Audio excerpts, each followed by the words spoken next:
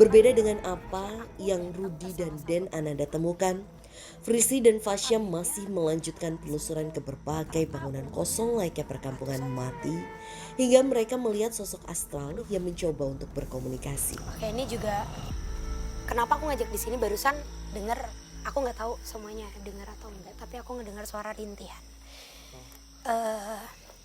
Fasya, percaya nggak percaya sebenarnya ketika adanya ikatan baik antara manusia dengan mereka dengan cara hidup berdampingan, itu akan adanya bantuan secara tidak sadar, entah lewat mimpi, entah mungkin mencium wewangian, atau bahkan sampai melihat sosok dan dia menyuruh kita untuk pergi. Itu kalau misalnya benar-benar tujuannya baik ya. Tapi kalau tentang tadi nyium bau yang aku bilang kayak ada sesuatu yang dibakar, sosok di belakang ini mungkin sosoknya udah sering banget kita temuin. Sosok dengan badan terbungkus.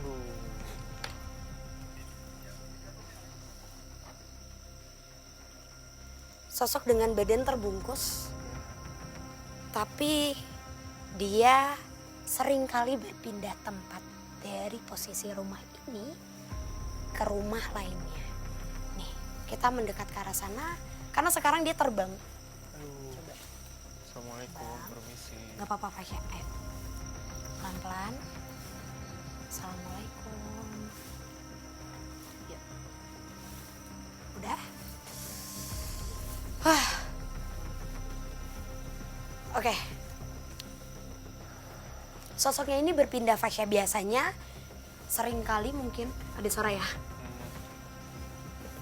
Seringkali mungkin aku, Kananda, Karudi dan teman-teman lainnya yang punya kemampuan itu mencium aroma gosong atau aroma yang kurang enak dari sosok ini. Tapi beda, sosok ini mencium seperti buah yang dibakar. Jadi kayak ada manis dan menyengat, dan itu pertanda apabila kalau misalnya ada masyarakat di sini yang akan meninggal. Karena memang percaya nggak percaya orang yang di kampung ini kan meninggal ya dikuburnya juga di daerah sini. Betul. Ya Fasya. Mendiami tempat ini secara keturunan, nanti anaknya juga tinggal di rumah. Betul. Itu dan lain-lain. Jadi sebenarnya mereka juga sedih kalau misalnya tempat ini total benar-benar tidak dihunikan lagi.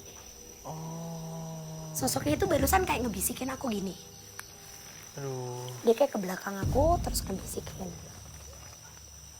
Jadikan tempat ini rumah kalian lagi.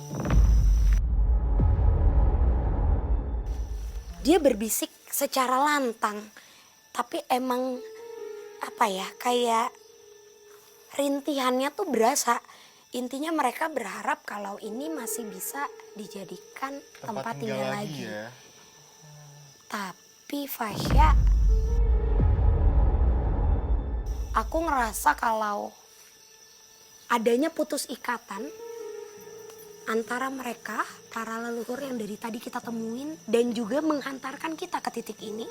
Karena sekarang sosok-sosok seperti yang memakai hanya kain, terus sosok nini-nini ya.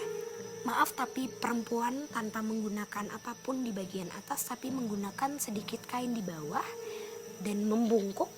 Terus juga ada kakek-kakek yang jelas banget itu seperti memakai penutup kepala yang benar-benar untalan kain di kepala. Ya. Membawa tongkat kayu yang biasanya mereka gunakan dan tuncap di depan tempat seperti guanya mereka. Mereka bilang adanya putus ikatan antara kami dengan kalian.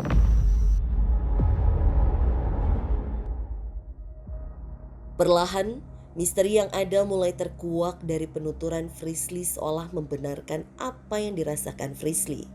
Sebuah petuah akan adanya ritual yang terlupakan di tempat ini dituturkan langsung oleh garis keturunan terakhir dari para leluhur.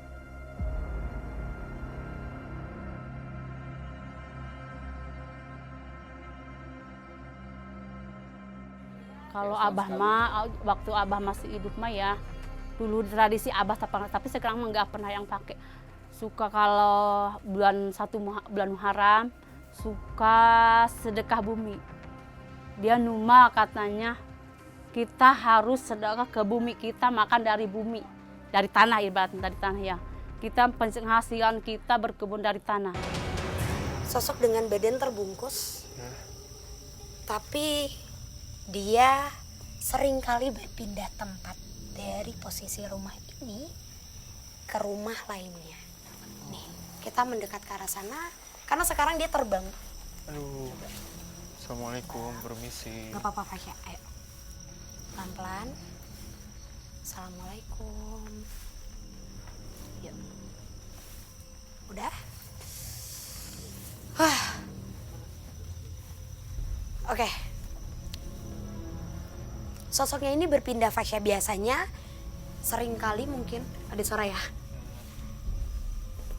Seringkali mungkin aku, Kananda, Karudi, dan teman-teman lainnya yang punya kemampuan itu mencium aroma gosong atau aroma yang kurang enak dari sosok ini. Tapi beda, sosok ini mencium seperti buah yang dibakar. Jadi kayak ada manis dan menyengat.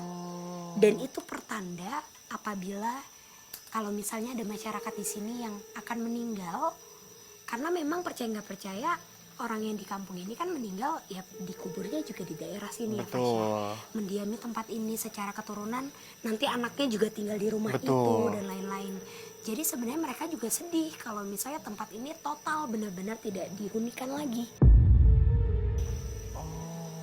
Sosoknya itu barusan kayak ngebisikin aku gini.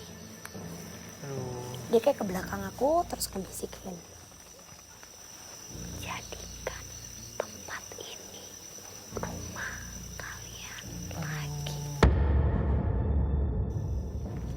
Dia berbisik secara lantang, tapi emang apa ya, kayak rintihannya tuh berasa.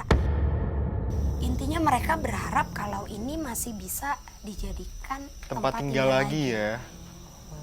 Tapi Fasya, aku ngerasa kalau adanya putus ikatan antara mereka, para leluhur yang dari tadi kita temuin, dan juga menghantarkan kita ke titik ini. Karena sekarang sosok-sosok seperti yang memakai hanya kain, terus sosok nini-nini ya.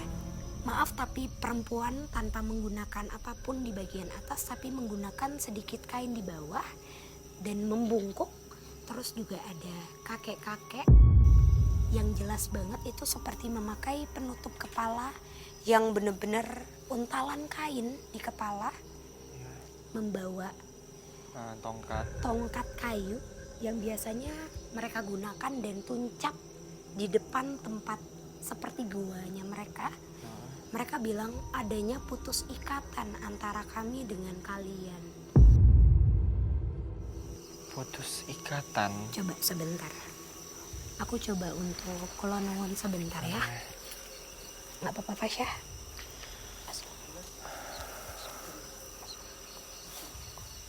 Oke, pemirsa, sekarang Kak Frisly sedang melakukan kulonuwun terhadap sosok-sosok di tempat ini. Karena memang dari penjelasannya Kak Frisly tadi, beberapa sosok yang kami temui itu adalah sosok yang positif.